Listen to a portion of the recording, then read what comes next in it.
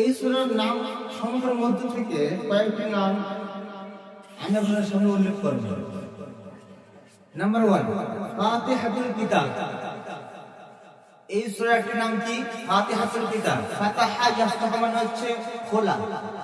যখনই আমরা কোরআনকে খুলি তখনই কি সামনে প্রথম সূরা ফাতিহা আসে। এই জন্য এই সূরার নাম বলা হলো ফাতিহাতুল কিতাব।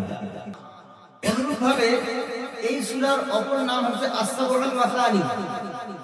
যেহেতু আমরা দৈনন্দিন জীবনে প্রত্যেক নামাজে এবং প্রত্যেক স্তরে অধিকাংশ আমরা এই সূরাটি তেলাওয়াত করে থাকি, এই জন্য এর নাম আস-সাবউল মাসানিও নামকরণ করা হয়েছে।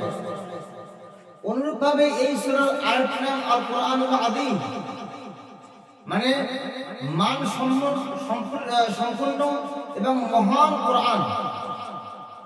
তাহলে এখানে বোঝা যায় যে আমরা সমগ্র কোরআনের ভাবার্থ মৌলিক উদ্দেশ্য যদি আমরা দেখতে চাই তাহলে সূরা আল ফাতিহার মধ্যে নিহিত রয়েছে, যার কারণে আল কোরআনুল আযীম বলে একে আখ্যায়িত করা হয়েছে।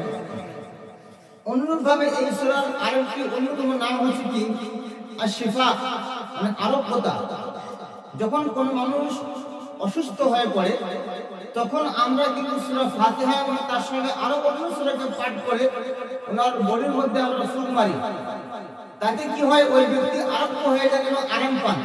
এই জন্য এই সূরার নাম আশ-শিফা বলে আখ্যায়িত করা হয়েছে। অনুরূপভাবে এই সূরাকে আর-রুকিয়া মানে ঝাড়ফুঁক বলা হয়েছে, তার কারণ আমরা ঝাড়ফুঁক এই সূরা দিয়ে অধিকাংশ করে থাকি। অনুরূপভাবে এই সূরাকে as-সালাহ বলে আখ্যায়িত করা হয়েছে, মানে নামাজ।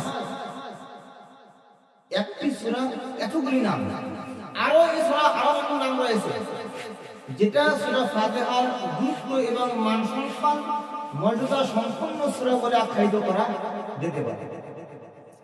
এই সূরাকে কেন্দ্র করে সহিহ মুসলিমে একটা বর্ণনা রয়েছে, সেটি কি কাসসামতুস সালাতা বাইনি ওয়া বাইনা আবদি। আল্লাহ তাআলা বলেন যে আমি আমার এবং আমার বান্দার মাঝখানে সালাতকে ডিভাইড করেছি, আলাদা করেছি।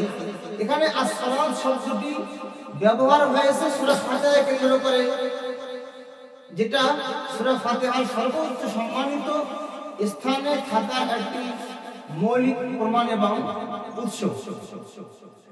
এবারে আসেন এই সূরাকে কেন্দ্র করে নবী সাল্লাল্লাহু আলাইহি ওয়াসাল্লাম বলেন, যেটা এর গুরুত্বের জন্য যথেষ্ট। তিনি বলেন লা সালাতা লিমান লাম ইয়াকরা বিফাতিহাতিল কিতাব। হাদিসের মান সহিহ বুখারী এবং সহিহ মুসলিমে এই হাদিস পাওয়া যায়। তিনি বলেন যে ওই ব্যক্তির নামাজ হবে না যে ব্যক্তি সূরা ফাতিহা পাঠ করলো না।